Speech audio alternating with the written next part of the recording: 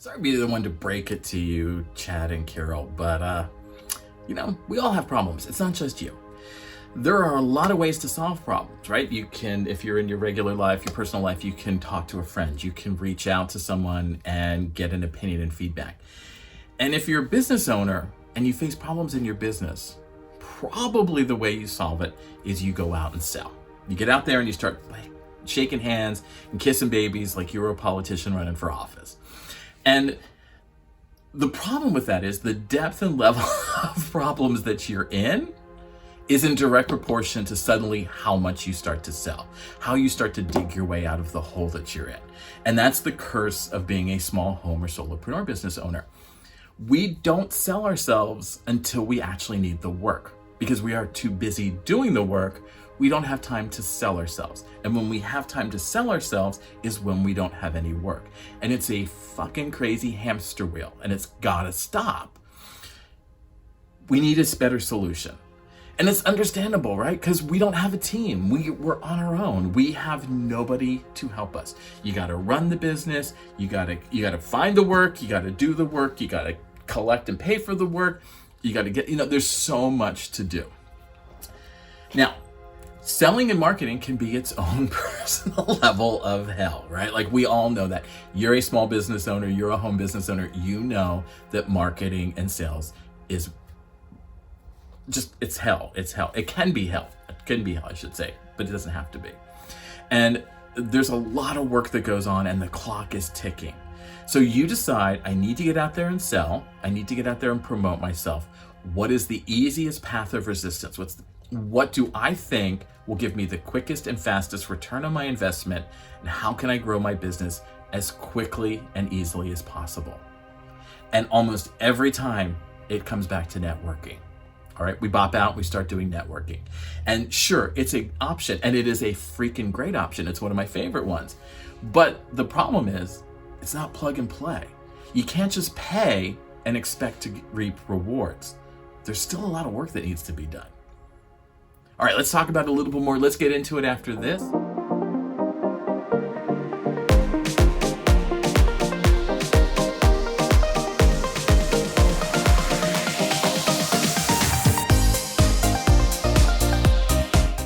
And today we're discussing networking and the downsides of networking, and typically why people don't get what they need to out of networking. All right.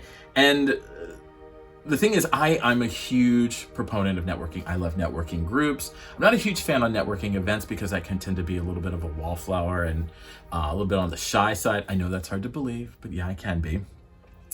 But I find that networking groups work for me, and that's perfect. That's the solution that works for me, because I can build those deep personal relationships with people. And it's funny, I was just talking to a guy today who I met at my first networking meeting 20 years ago, 15 years ago, something like that. And we still connect, we still do work together, we do, so the power of networking is there if you put in the work. All right, you got to put in the work. Let's step back and recap and center ourselves for a second, so we're kind of all on the same page. And the problem that you have, the challenge that you have as a business owner, I should say, because it's not really a problem, it's more of a challenge, is that sales and marketing is something that needs to be done on a constant and regular basis. All right, it doesn't work going in every once in a while and blitzing the area. You got to put in the time and the effort. All right. The key component, the core understanding of networking is you are planting seeds that you will harvest later. All right. So, and that becomes a very important aspect to what we're going to be talking about. Because it's always a constant need to be out there and selling and marketing, and you are busy as a solo business, a home business, a small business of only a handful of people, you don't always have the time to get out there and be shaking hands. All right. So when you start to network, when you start to sell and market your business, it has become a desperate situation. It's a when I have the time, I will sell and market situation.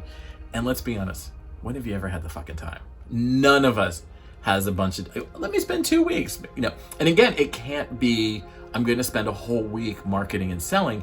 I need to spend the next year marketing and selling. All right. Now, because we do that marketing when we need to, it's usually because we're out of work, it looks like things are drying up. Things are slowing down. We realize, okay, I need more business. How do I do that? How do I get out there? And that's an issue because it becomes a panic situation. You've hit the panic button and now you're freaking out because you need to bring stuff in. So there's pressure, there's stress, there's anxiety, there's all kinds of stuff that goes with that, on top of the need to make sure that you're bringing money in, that you're bringing business in. And I've been involved in networking for, like I said, 15, 20 years. And I've had leadership roles, I've been on boards, I've just been a member of groups. And I've talked to a lot of people over the years. I've interacted with a lot of businesses and business owners. And pull up a chair because it's going to get good. We're going to spill some tea, all right? You ready? All right. I've seen so many businesses that come into networking, and we're going to say networking. It's really short for networking group, but that's a mouthful. So we're just going to say networking.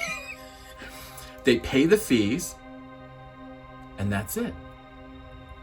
That's it. That's all they do.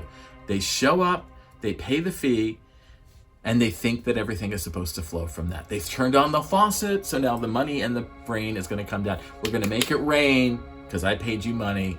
I expect that in return. And that's the catch.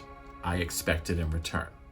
Now, all of those businesses, all the ones I've talked to that have had that kind of attitude, that have kind of struggled with networking or left in the middle of their membership, all come down to a couple of core sets of behaviors that they engage in, traits that they have, and things that they do. All right. And let's look at them briefly before we look at them into a little bit more detail. All right. First of all, they don't show up for meetings. Worse, they leave early, they arrive late, they talk through the meeting. Whatever it is, they're not there. They're there physically, but that's about it. They don't sell themselves to the chapter. They don't educate the other members on how to talk about them or what they do or why they're different. And so they kind of leave everybody filling in the blanks with their own experiences with other businesses. They don't take the time to understand what other members in the chapter do, why they do it, and what's unique about them, and who their ideal consumer is. So they kind of, again, just throw out referrals to people that they think, oh, well, I'm assuming because Joe's a plumber, he should do this. They join the chapter that's most convenient, not the chapter that's right. And there's a big difference about that. We're going to talk about it. That's a huge one too. They join a group under the wrong category. All right. And we'll talk about that in great detail because that with the other one are the two most important things. And most important, they don't tell people what they're looking for. They don't ask for what they want. They just assume that people will know. All right. So that's our problems. Those are the areas that we're going to discuss. All right. Let's get into it a little bit deeper and let's go into the issues a bit more. Number one, and this one, to be honest with you, this one used to frickin' piss me off to no end. If I was a president of a chapter and this happened on a consistent basis, I was going to have a conversation with them.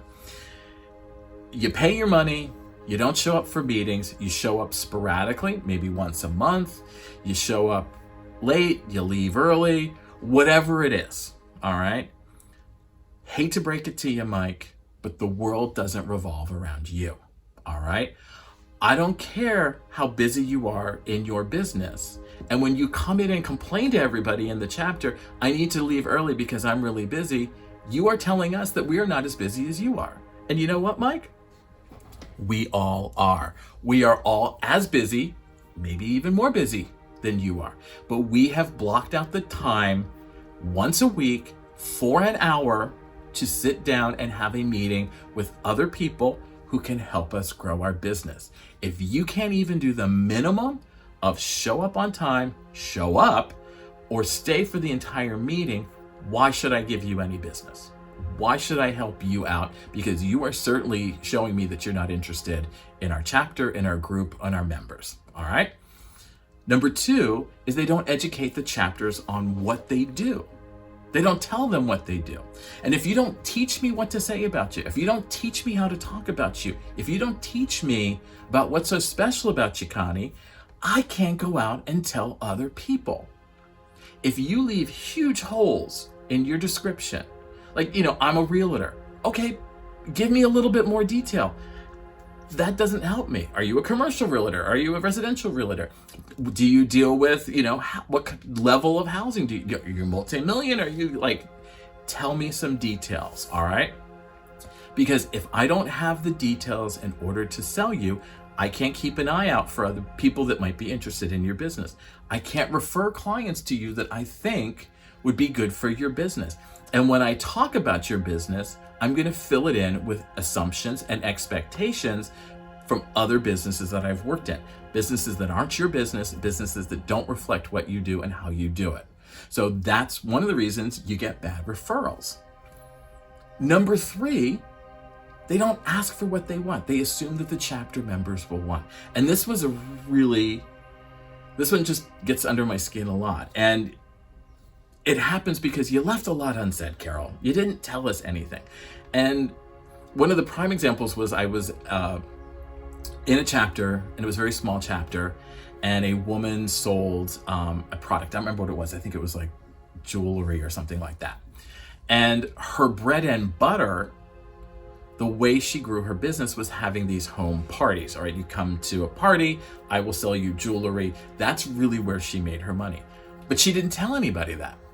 She didn't tell anybody that that's what she wanted. That wasn't the goal. She spent every meeting trying to sell single pieces of jewelry to each chapter member. Oh, so-and-so's birthday's coming up here. Why don't you buy? When she really wanted something else, which was to get people to come to these parties. So rather than saying, hey, if you know anybody that likes this type of jewelry that would like to come to a party, we're going to have cocktails, we're going to have this, you can learn about the product, you can see the product. That was an easier referral than me thinking, okay, does somebody I need to know need jewelry? And personally, I'm not going to buy jewelry for somebody because I don't know what that person likes. It's one of those lines where I'm like, I will not buy jewelry for people because people have very specific tastes. So, but if she had said to me, hey, I'm doing these parties, do you know people? I could think of 3 or 4 people off the top of my head. And we only found out about it when she quit the chapter and said, I said, why did you quit the chapter? I wasn't getting what I wanted this. Well, did you ever tell us? No, I didn't. Okay, that's why you didn't get it. So you got to make sure you tell your chapter what you want, all right? Number 4, they don't take the time to interact and work with the other members in the chapter. These are people that are coming together to help each other look for business, find business, and engage in business with each other. If you don't spend the time getting to know them, to help them, they are not going to help you. And you can't expect others to work for you, Brad, if you're not going to work for them. So you need to spend the time. You need to talk to them outside the meetings. You need to schedule a phone call, a coffee, whatever it is to get to know that business so that you can help them grow and they can get to know you and help you grow even more. That is the most important aspect of networking groups. Because you're a small home and solopreneur business, building relationships is the core philosophy of your marketing and sales. So why wouldn't you want to sit down and build deeper relationships with people who can help you? People who know your super fans, people who know people that could be your casual consumers, people who will purchase from you. And if you don't work with them, if you don't help them out, they are certainly not going to help you, right? It just makes sense. Now, this is a big one. This is the one that the member gets pissed, the chapter gets pissed, leadership gets pissed. I used to get angry all the time. And I had many conversations with people when they would come to talk to us about joining the chapter. And it's when you join a networking group chapter, you are joining a specific category, all right? And for example, the categories are industry based. So you're going to go and we'll talk about this in a second. I'm kind of confusing myself ahead of time. But When you join the chapter, you are exclusively joining for this category under this industry. There is an exclusivity to joining networking groups. When you join that group in that specific category, you can only talk about that category, all right? And I get that you do a lot of things, Beth, and I get that you're busy across the board and you've got a lot of lines of business, but that's not my problem. That's the challenge of exclusivity, all right? And so, for example, let's quickly go over something. So under insurance, all right, and this becomes, again, because I had a situation with this, there are many types of insurance. There's commercial, D&O, E&O, employee benefits, licenses, you name it. If you really do employee benefits, that's your jam, do not join the chapter under E&O insurance thinking I can talk about all of my business lines under, I'm joining a bit this, but I'm going to really talk about all of this, because chances are there's an E&O person in the chapter and that you're taking their business. You can only talk about the business that you're applying for, okay? So for example, when I was doing networking many years ago when I had the design office, we did graphic design, but we also did web design. We also did marketing. We did branding. But I couldn't talk about web design because there was a web designer in the chapter. All right? They exclusively paid their fee. They couldn't talk about graphics. They had to always tell people to come and talk to me. So it was that reciprocal thing. And I've talked to so many people that think, well, if I join in this category, I can talk about all of my business in my meetings and I can get all the business that I want. And that's not how it happens. That's not how it's supposed to work. All right. And in a lot of times you can get into a lot of problems. If you keep doing that and keep getting on other people's business, they may ask you to leave the chapter. All right. So you've got to join for the category that's right for you. And that leads into the next thing that we're going to talk about, which is you got to join the chapter that's right for you. So many people join a chapter because it's on the way to drop my kids off to school. Okay, not another great reason to join a chapter, because then there's time issues. You may arrive late. I'm joining them because I don't want to get up early and there's a lunch meeting and it's like I can walk to it from my office. I joined the chapter because it's close in my neighborhood. That is not the reason to join the chapter, all right? Because invariably that is going to cause you problems because it's not going to get you what you want. All right. And sometimes, Carlos, just sometimes you got to go out of your way. All right. There have been many groups that I joined. When you go to join a chapter, you've got to go visit it ahead of time to see if it's right for you. And we'll talk about that on, Patreon, on the networking things. But you visit a chapter, you see who's a member, see who is right for you, see if you can share and exchange business. That's the goal. Not that I want to join this chapter because it's next door to my business and I can, that's not going to get you where you need to go because everybody in that chapter may not be right for you. All right. So let me give you an example. A couple of years ago, and I've talked about this story a lot. When I joined my first networking group, it was a very small group, but it was very convenient to me.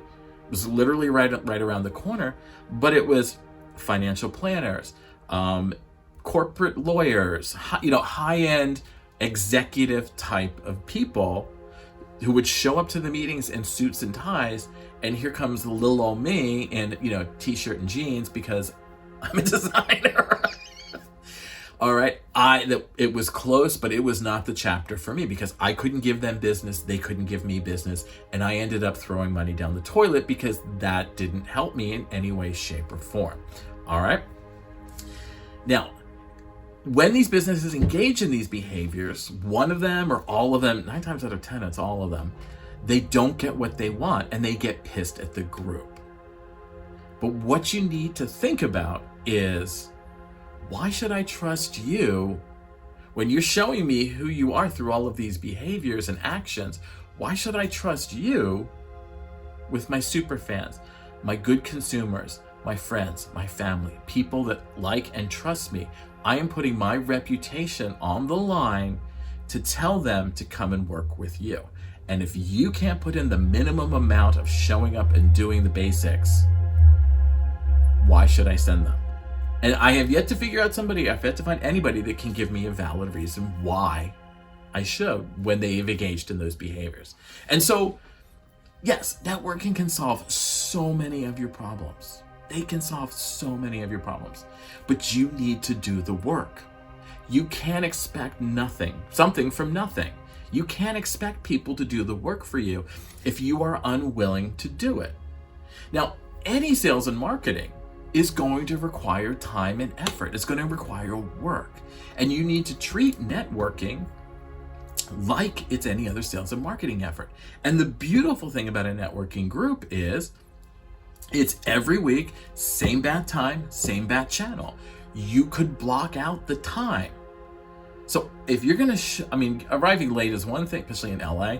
But if you need to leave early because you got business and you're busy, then this isn't for you. Move on. Because if you hired a sales and marketing team, if you had a staff member that was a sales and marketing person for you, you would have to find time to sit down with them on a regular basis, educate them about the business, what's going on in the business, check in with them, make sure that they're selling you right, it's the same thing. You need to block out the time for your networking group like it was any other sales and marketing effort, if it was any other sales and marketing department in your business. And if you can't do that, then that's on you. All right? Then you shouldn't be growing because you clearly, you want it, but you're not willing to do the work. No one's going to just give it to you. All right?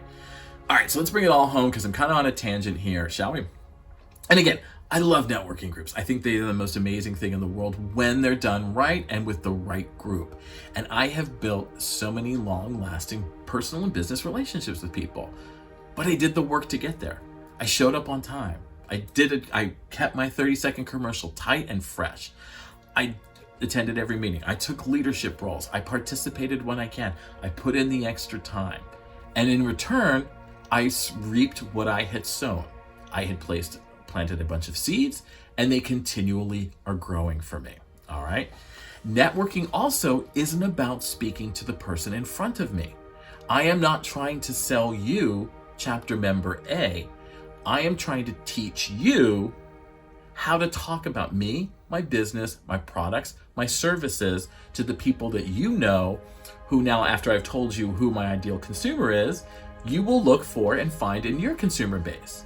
I'm not looking for you to send me everybody you know. I want you to keep your eye out to find me, my super fans or casual consumers that I can work with who are ideal and right for my business and my experience, so I can get them into my business, and vice versa. I'm going to look the same way for you.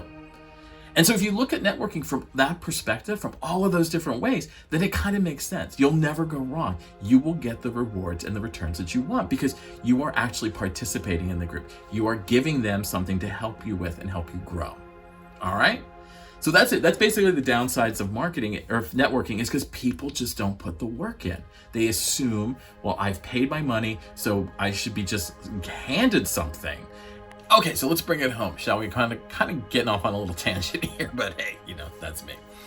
All right, so to kind of wrap it up, what I want you to take away from all of this is, look, I love networking. It's one of my favorite things, networking groups. And like I said, I built so many long-lasting relationships from the people that I still, like I said, talk to even today, about business, about growing our business, about helping each other. But I did the work to get there. All right. And if you're going to start doing networking, and if you're going to start growing your business, not necessarily in a panic mode, but when it makes sense, networking is the way to do it. But you got to do the work. You got to do the heavy lifting. Networking is about planting seeds. And I know it's difficult. I know it sounds like, but I can't wait that long. But that's why you need to start doing it now, so that when the next thing hits, you're ready to go. They're going to be there for you. And it's not about speaking to the person in front of you. It's about teaching and educating them on who's right for you, why they're right for you, and how to engage with them so that they can look for casual consumers and super fans for you. It's also about listening to the other members so that you know what they're looking for, so you can help them grow their businesses. It's about give and take. It's not just about take. And when you see networking from all that perspective, when you see it as a symbiotic relationship and as a relationship building tool, then you're going to be fine. You'll never go wrong. That's the way to go. All right. So I'm E.H. Howard, and this has been the Small Business Talk Show. And if you like this content, if you like what you heard today, hit subscribe and like below. Hit the bell so you can know when the new episodes are coming. I'm trying to shoot for every Wednesday, so we'll see. It's a goal. We always have a goal. If you want to follow me on social media, where we can always kind of continue the conversation, you can learn about other things about me and my philosophies and ideas. While you're here on YouTube, definitely check out the other shows that we have. We have Consider This, where we talk about the moral and ethical issues that might face a small home and solopreneur business. 60 Seconds with E.H. Howard, where we talk about some of the terms and ideas and concepts that you may not have time to keep up with. And if it's important, I'll let you know about it. And if I don't let you know about it, it ain't important. We also do the 2-minute challenge. It's a fun, creative way to kind of blue sky think and creatively explore ideas in your business. A few minutes with me where I just ramble about ideas and topics. So definitely come over and check that out. Things that don't normally fit into any other area of the thing. As always, follow me on social media. I'm E.H. Howard literally everywhere. Pop on over to my website if you want to learn more about me, sell the experience, and find your Betty, and that's ehhoward.com. I think that's everything, and I will see you in the next video. I want to thank you so much for spending some time with me. I appreciate that you took some time out of your day to listen to what I have to say, and hopefully I'll see you back soon. All right, bye.